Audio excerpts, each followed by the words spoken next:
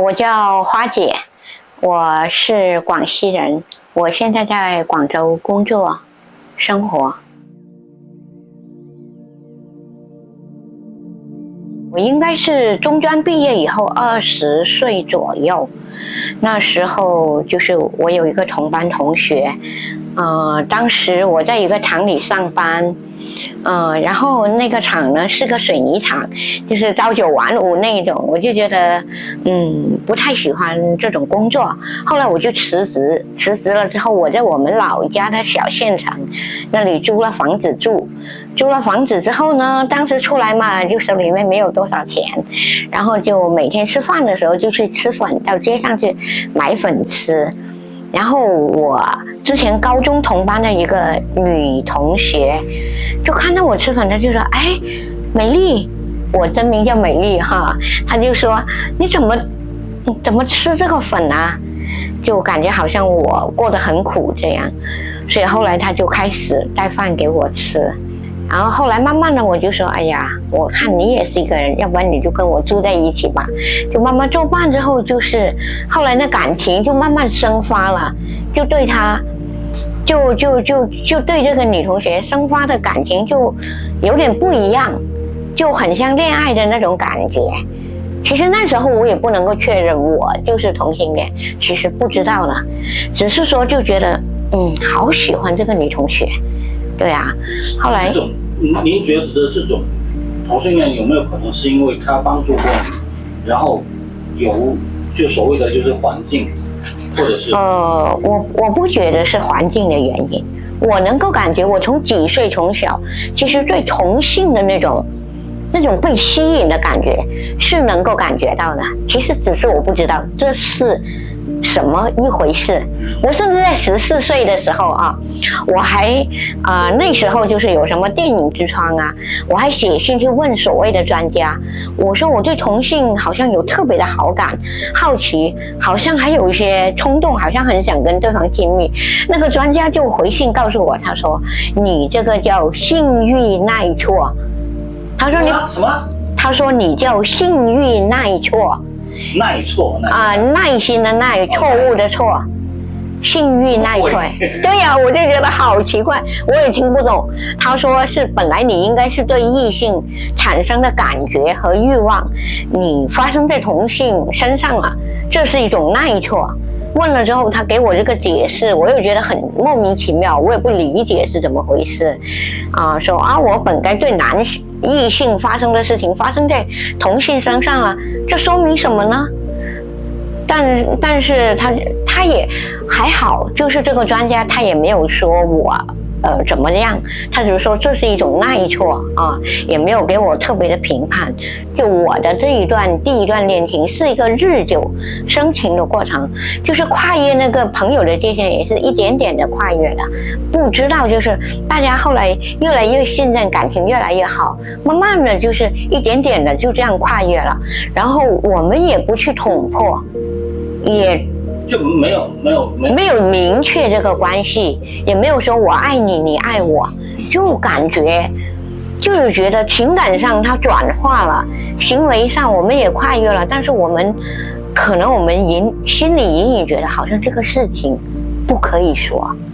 就感觉这个社会是不能接受的，不敢说，我们彼此之间也不会去捅破，就属于一种很微妙的状况，就是我们什么都做了，我们两个人共同生活，共同上班，然后虽然不在一个单位上班，但上了班我们就回来一起吃饭。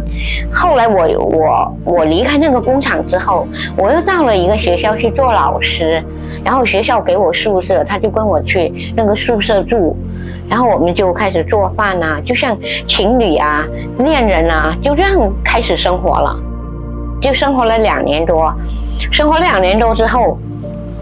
在这个过程，因为我们能够感受到那个环境是非常保守的，因为身边没有一个人是这样，所以2个女孩或者2个男孩在一起生活，所以我们是很本能的出于保护自己，没有去捅破这种关系，更加不敢让别人知道我们的关系。其实当时我有4个我这个初恋女友，然后还有2个女同学，我们关系非常好，同进同出。当时我们已经21、22岁了啊，下了班我们。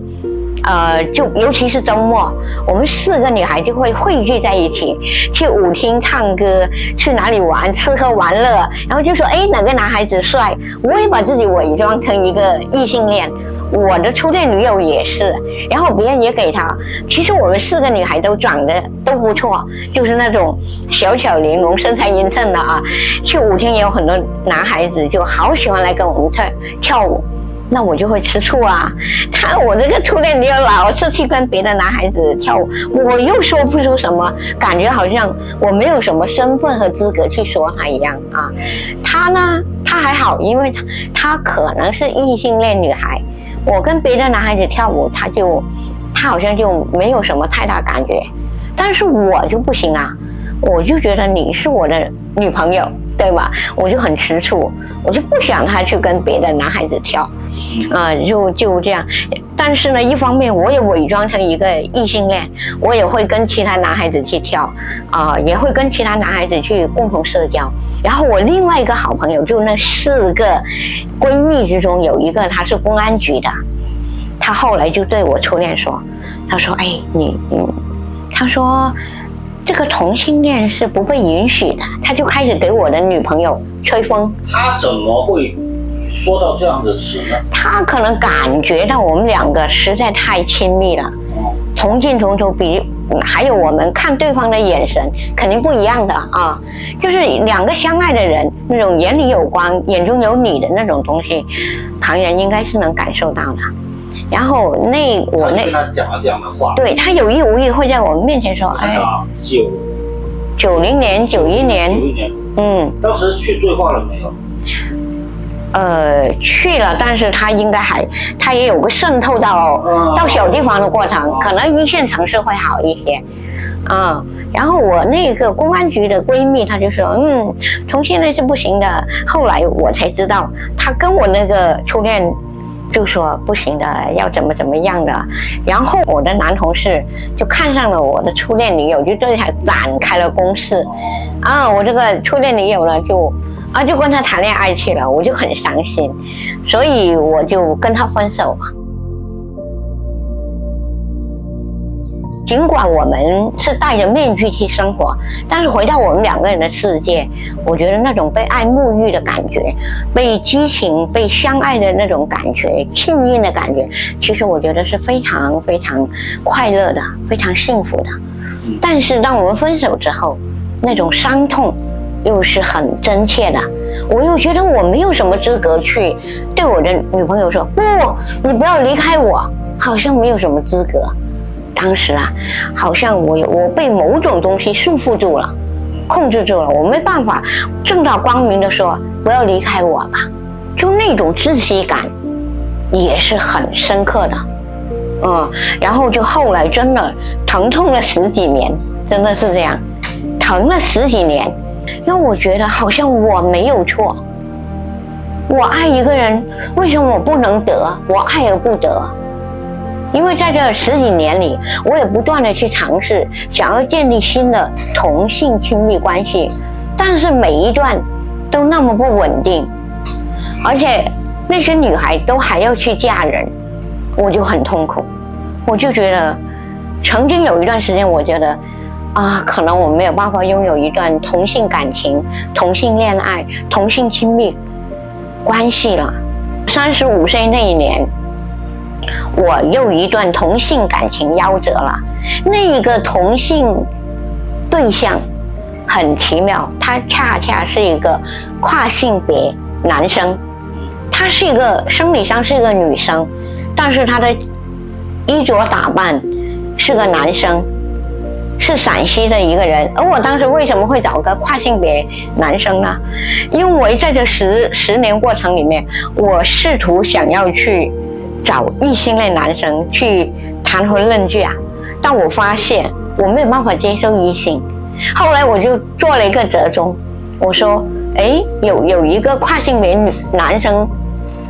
追求我嘛，那我说好吧，那我就把他当作男生来恋爱，但好歹她身体上还是个女的，我心里是这样做一个妥协，知道吧？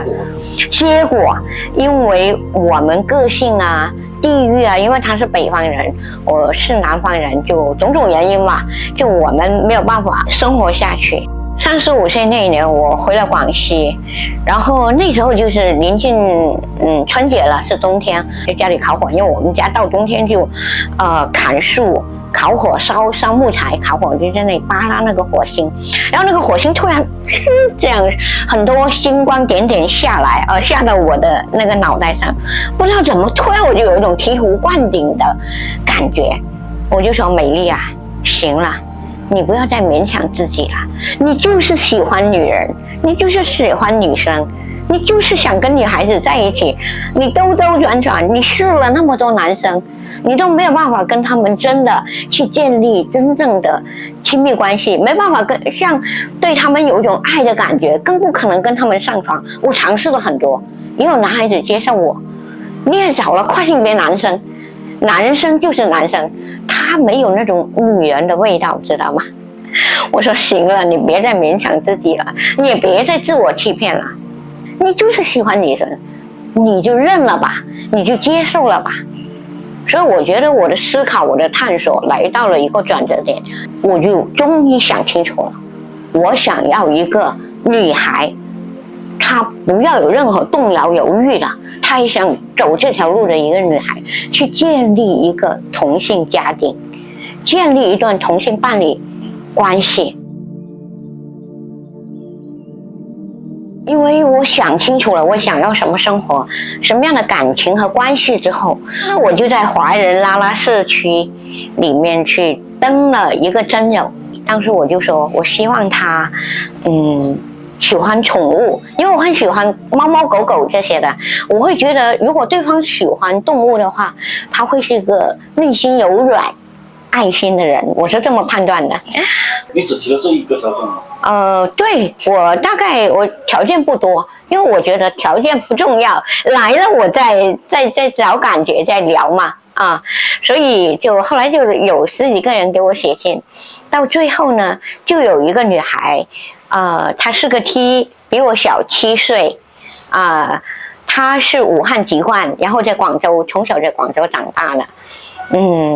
然后呢，我就觉得这个女孩挺不错，剪短发，有点男孩子性格，但是呢，不是那么 man， 而是很中性的一个 T。她有过短暂的婚姻，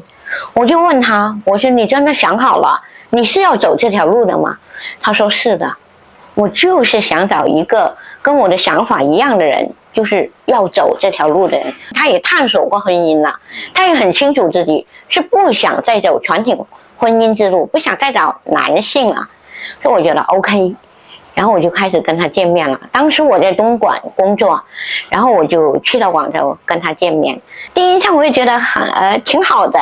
然后清清爽爽的一个女孩子，身高也跟我差不多，比我高一点点，然后也长得很匀称，也很可爱，笑容可掬。对呀，她开了一辆摩托车来接我，然后我就彼此印象都非常好，然后大家就开始交往，就经常约会啊。有时他到东莞来见我，有时我到广州来，去见他。然后交往了几个月之后，那他就觉得你觉得我怎么样？我说你很好啊，又简单又成熟。他在广州的当时的一个体制内的单位上班，然后工作也很稳定，经济待遇也挺好的，然后人也很好。因为我特别喜欢广州人，我也觉得广州人呢，就是又有那种开放的心态，然后呢又比较有边界感，又不管别人的事，知道吧？比较务实开放，因为当时已经是2004年了嘛。然后他就说那我们就生活在一起吧。他说我也有一套房子，单位那种跟单位买的房子啊，3室1厅。他说我们就生活在一起吧。他说我有一只狗哦。我说很好啊。他说对，当时他也抱养了一只狗，那只狗才半岁大。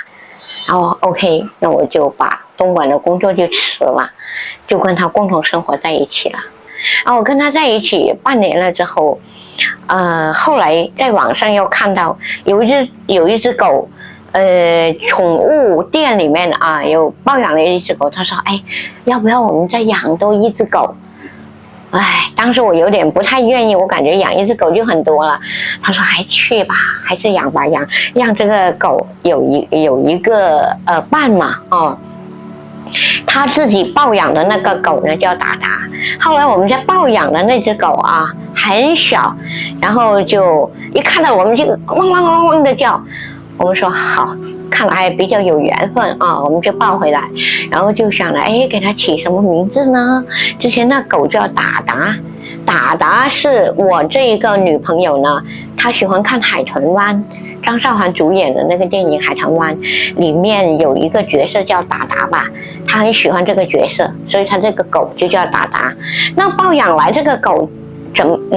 叫什么名字呢？当时我们想来想去就说，那就希望他换了一个环境，有一个新生，然后也成为我们的家庭成员，就叫亮亮吧。希望他的未来就是很明媚很明亮，跟我们两个人的生活一样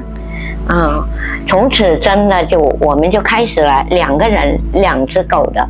同性伴侣家庭生活。后来我就开始工作了啊，然后工作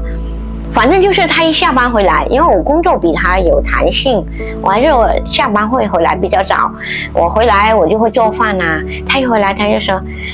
就会敲门，然后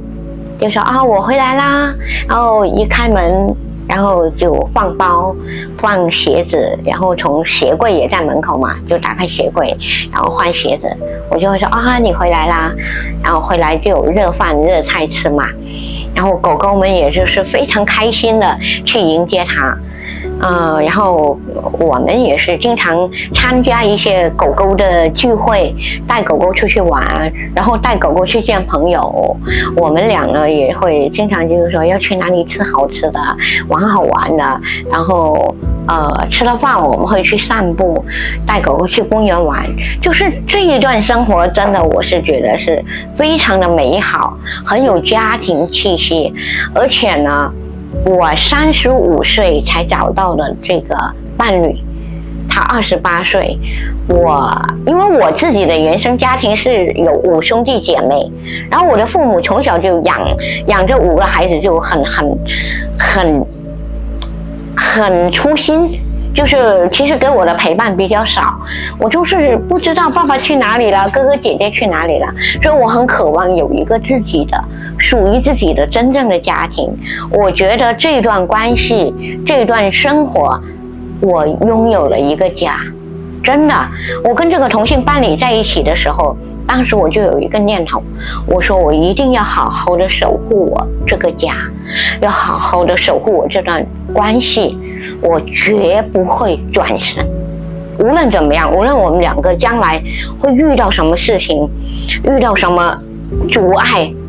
我都不会转身。果然就是这样。因为我们生活了1年多之后，他的父母就觉得我们的关系不正常啊，他爸爸就拉着他的妈妈，其实是养父养母，当时还不知道啊，以为是亲生父母，后来知道是养父养母，他就来到我们住的地方，就说你们俩到底是什么关系，就质问我们。我的伴侣当时是不敢出柜的，那我就尊重他，我说我们是朋友关系啊。他说朋友关系为什么要住那么久？就逼我们分开。当时他养父养母已经有70岁差不多了，一个70多岁，一个70岁上下嘛。然后他就说，你看，就对我的对象说，你看你妈妈又是糖尿病，又是子宫癌，然后我这个养父呢也有反正年纪大了嘛，都有毛病的啊，就说你这样不行啊，如果将来我们有个什么3长2短，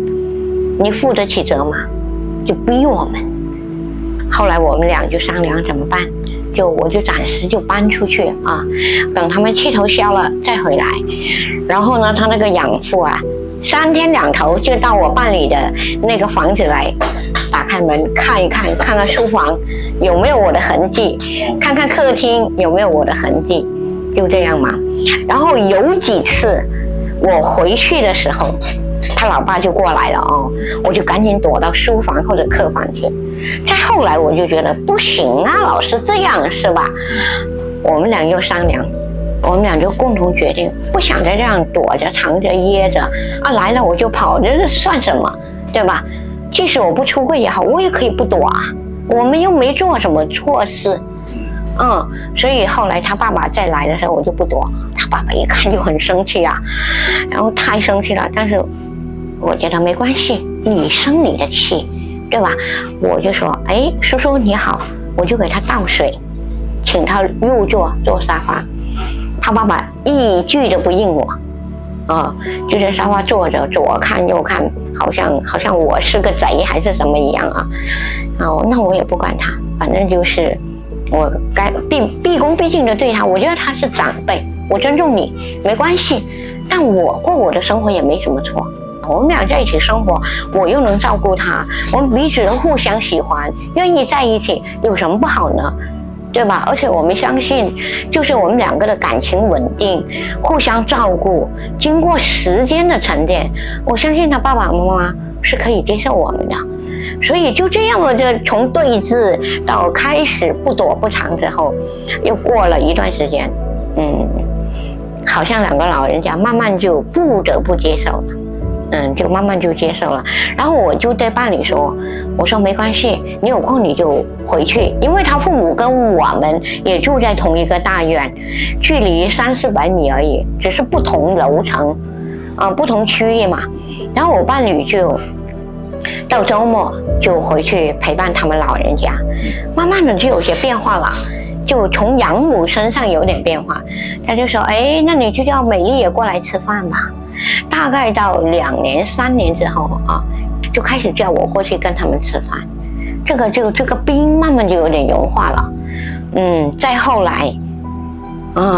就他老爸也不再以那种冷漠的态度对我，但是还是很少跟我说话，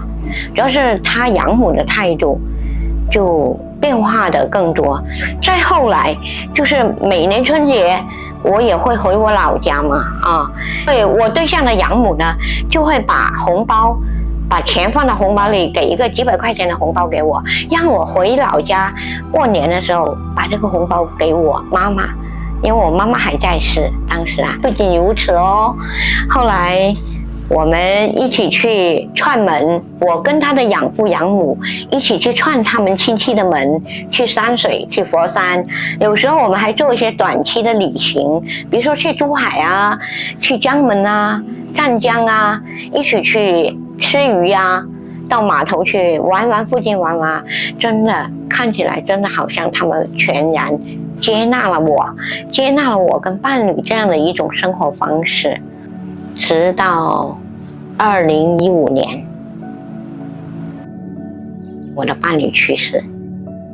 发生了天翻地覆的变化。